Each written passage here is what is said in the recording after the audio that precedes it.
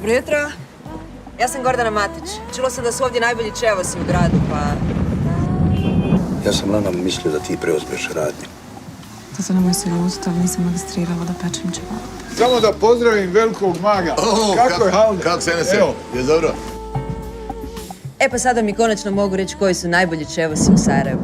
Čevabdžinica Mula Hadžić smještena u zanosno okruženje Takše Sokaka, pravi biser ovog grada. Šta je? Nemate pametnijeg posla? Pa i nemam. Gledaj, 30.000 pregleda. Fino. Šefe, ludilo totalno. Ma sjajno. A što ona ima da dolazi nama ovdje iz Zagreba i govori koji su ćevapi najbolji? Treba mi da sjednemo i odlučimo koji su najbolji. Jel? Rekli su da si me tražio prosti, ne stiš. Uđeš mi ratu. Okej, donijet ću ponedjeljak. Aj, siguran. Ej, čekaj. Sranje. I kod mene je. Kontuo sam da napravimo takmičenje, a? Skupimo pravi sarajevski žiri i neko oni odlučuje čiji ćevapi bolji. Evo, tvoji su bolje, ne moramo se takmičiti.